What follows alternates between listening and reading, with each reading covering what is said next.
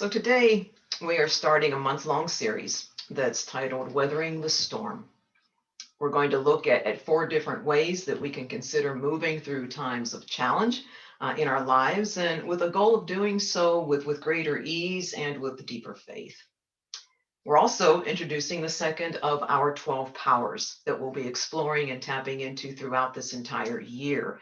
If you were with us last month when I introduced our 2021 theme of how to stay centered no matter what, you'll recall that I also introduced the 12 powers as being a program, a set of spiritual teaching principles that was designed and created by our co-founder, Charles Fillmore. And the program is one that focuses on our embracing our divine potential that's within each and every one of us. And in it, Mr. Fillmore put forth his teachings about 12 distinct attributes, 12 distinct divine powers as being the means for us to tap into and bring forth that potential. And the power that we're honoring this month is love, which is also one of our core values here at Unity of Traverse City. And we'll spend some more dedicated time on that next Sunday. Today, though, we open our series by taking a look at self-care. And we're going to do so primarily from the standpoint of what we can do when self-care just isn't working for us. So I'd like to start off by sharing a poem. It was written by a woman whose name is Laura Ding Edwards. It was posted on Facebook this past November from a website that's called lessonslearnedinlife.com. And it had a caption with that post that said, "I feel a lot of people need this right now." The poem she wrote is titled The Mountain. And it reads, "If the mountain seems too big today, then climb a hill instead. If the morning brings you sadness, it's okay to stay in bed. If the day ahead weighs heavy and your plans feel like a curse, there's no shame in rearranging. Don't make yourself feel worse. If a shower stings like needles and a bath feels like you'll drown, if you haven't washed your hair for days, don't throw away your crown. A day is not a lifetime, and rest is not defeat. Don't think of it as failure, just a quiet, kind retreat. It's okay to take a moment from an anxious, fractured mind. The world will not stop turning while you get realigned. The mountain will still be there when you want to try again. You can climb it in your own time. Just love yourself till then. Just love yourself till then." Maybe that can be our mantra for today. As we look at those times when even the best laid, well-intentioned plans for self-care just aren't working. So let me ask a question. Have you ever had the experience or an experience of knowing how much you really have in your life? You realize what you have, things like a comfortable home, perhaps a loving and supportive spouse or partner to share that with, a job that you enjoy, children who are healthy, a wealth of knowledge, and all the tools for self-care at your fingertips. You have all of that, and still you ever find yourself feeling as if your tank is just running on empty, and that all of those things that you have just aren't going to work. They're not going to make any difference at all. I was reading an article recently that offered a theory that underlies that kind of feeling. It was written by Elizabeth Howard. It noted that she is a journalist who calls Kansas City, Iowa, and London home. And it also said that she is a demand poet. And I'd never heard that before. So I went to her website to see what that was all about. And what it is a pretty literal job title. Whether you are in her presence or you want to contact her online, you can just request a poem. You tell her what it's about, who you want to send it to, why you want to send it in the first place, and on demand, she will sit down and write you that poem. So I thought that was pretty interesting.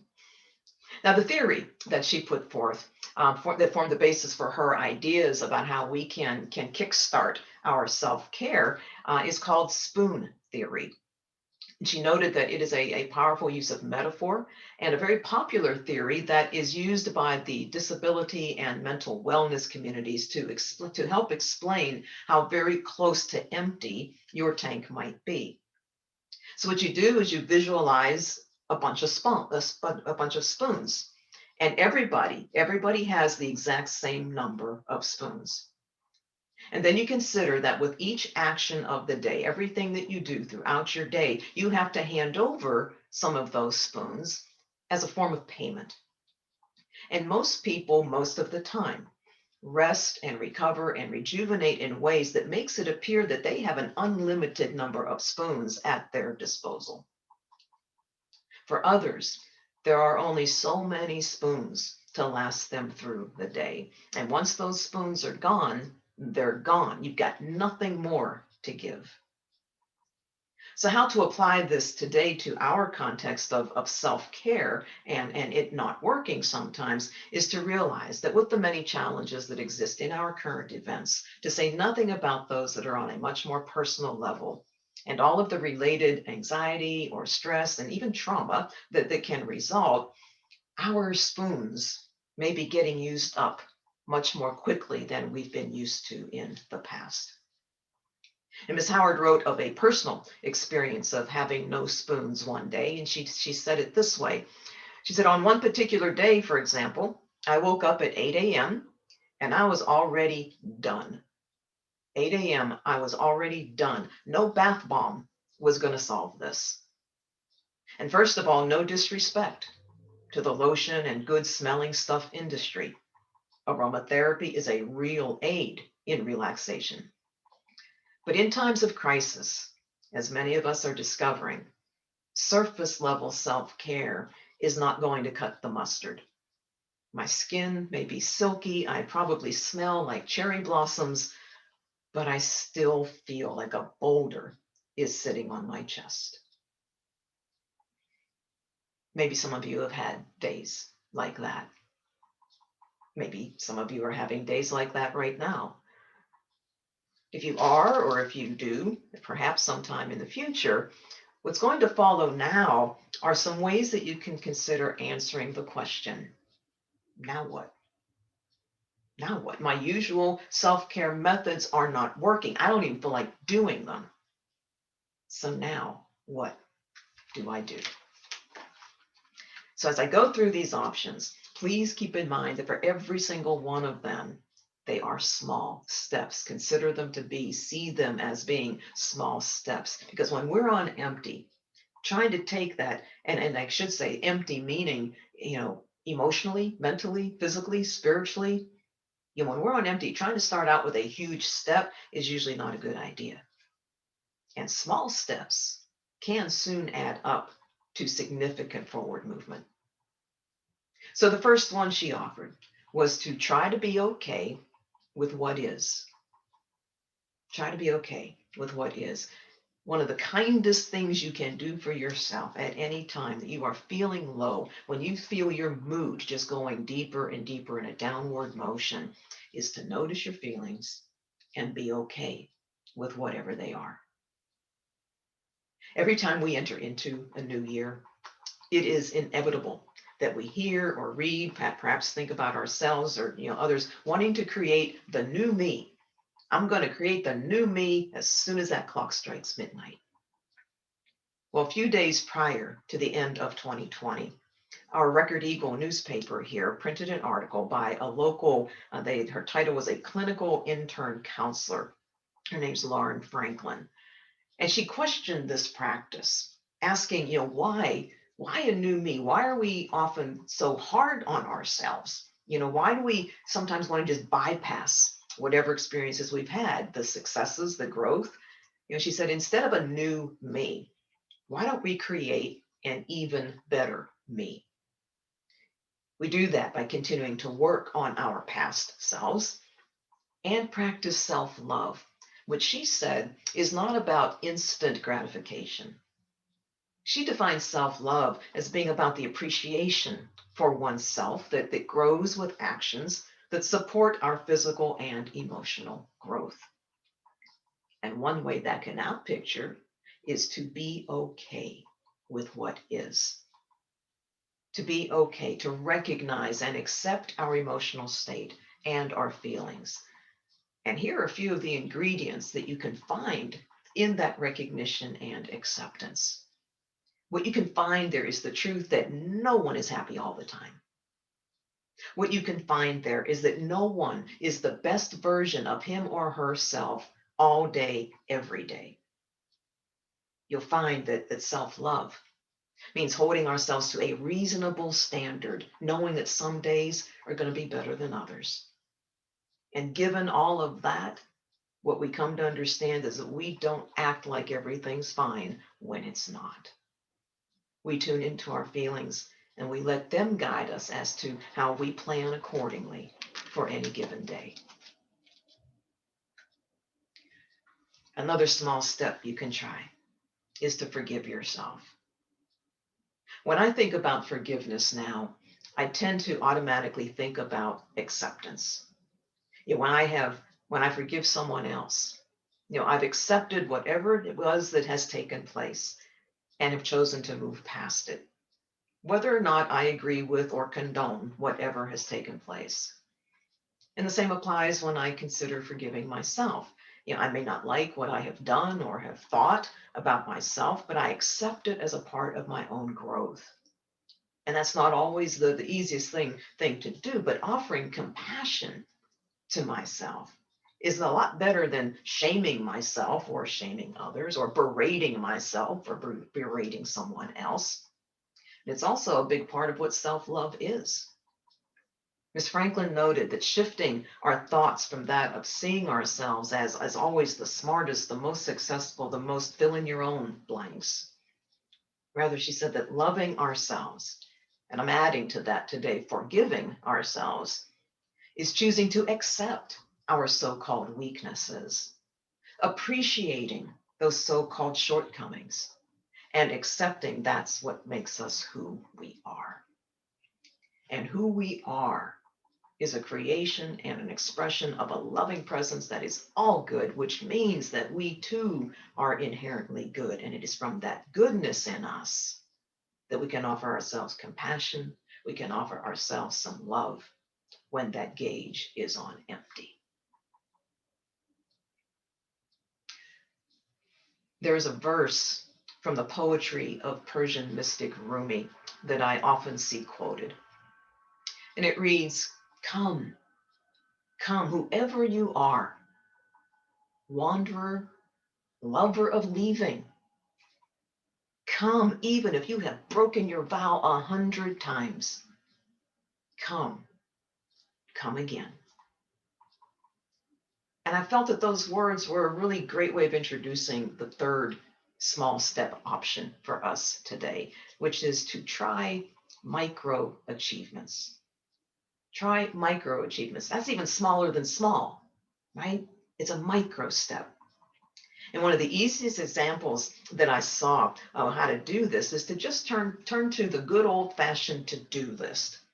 But in this case, it is a small, manageable, very achievable list. So think the 2x2 square Post-it note size. In other words, it's a list that you make that it sets you up for success. It sets you up for some mental and emotional relief and release. It sets you up for something to celebrate and feel good about at the end of the day. Elizabeth Howard offered a sample. Her sample to-do list for micro achievements was number 1, try to breathe deeply. Number 2, try to listen to a bird song. And number 3, try to talk to a friend on the phone or send a text. Did you hear what the first words were in all of those? Just try. You don't even have to accomplish the task to consider it and call it a success. You just have to try. But even setting that aside for a moment, the list itself may not sound like much, might not sound like it's very hard to do. I think on a good day, any one of us could take a look at that list and accomplish it all in about 10 minutes or less. And yet, I think back to just a few weeks ago when I spent a couple of days in the hospital. I've already shared the various ways that experience has impacted me, that went and has continued to go far beyond the physical challenge that remains at hand. But I arrived at the hospital on a Thursday morning, and I was back in my home the Friday evening, the next day. It took me till the end of the day, the following Wednesday, a full week, to make all the phone calls that I needed to make to immediate family and a couple of close friends. Because I'd make one call and I'd find myself on empty. I couldn't make another one. There was nothing in me. I couldn't call, I couldn't text, I couldn't email. With each call that I eventually made, I was done, as Ms. Howard described. And I made a decision to make no more than 2 calls per day. And it turned out that I think there was at least one day, maybe 2, that I didn't make any. And I never made more than 1 by the time that week had passed. But each one I did make was made from and with a much fuller tank because of that decision. So please don't see these micro achievement steps as not important, as not being able to support you in moving through a difficult time. They may be micro, but even a micro list can serve a purpose of giving you some sense of structure, a plan of some kind that you can stick to, and proof of what you've achieved, whether it's in a day or a week or a month, shoot, maybe even an hour or 2. And they can also help you let go of the feelings of or anxiety that you might feel around failing or being a failure. And they just provide you with some sense, even if it's micro sense of control for at least a portion of your day. I was reading the January newsletter that I received from author Tama Keeves, and its main article was titled, "This New Year, Dare to be Unfaithful to Your Goals." Dare to be unfaithful to your goals. In other words, go easy on yourself if you miss a day of exercise, or you eat that second or third piece of chocolate. Celebrate the days when you did exercise or when you didn't have any sweets whatsoever. Tamara wrote, "It's all about progress, not perfection. Every act of love for yourself makes a difference. That one time can boost your self-esteem, help reveal the heavens, stretch a muscle, or send a rush of dopamine to your brain, which, believe me, will increase the likelihood that you'll return. So go ahead, stumble into grace, start and stop 1,000,000 times, whatever it takes, because you're moving in the right direction." And that leads us to the next to last step to consider taking for yourself when self-care isn't working for you. Ms. Howard suggested that you recruit yourself a tribe. Now, that may hold an implied message for some, but I'd like to put an "and" on this one just in case it doesn't. Because what I would call this step is recruit yourself a tribe and set your boundaries. I think these two go hand in hand when it comes to finding our way back from empty. I know that for myself, the last thing I want first from someone when I share about a personal challenge is a laundry list of all the things that I can do to snap myself out of it. What I'm looking for first is a listening ear, a shoulder to lean on, some empathy, understanding, love. In other words, I just want the person to be with me. Just be with me. And not everyone can do that. And it doesn't make them wrong or a bad person, or it doesn't mean they still aren't a part of my life. It does mean they might not be the best person for me in that certain circumstance. So choosing one's tribe, one's trusted confidence, inner circles, should be done within the confines of the boundaries that you set for yourself and let others know what they are. That will provide such a sacred connection of love that is so healing during times when we feel extremely lost or isolated or at some of our lowest points. That combination of love of self with love of others, it's a great foundation to take, as Tama suggested, whatever time we need to begin shifting our thoughts, to begin to discern what is truly, truly important to us, to make the decisions as to where and when and with whom or for what we will place our energies, and then change the way that we're experiencing life and we're experiencing the world.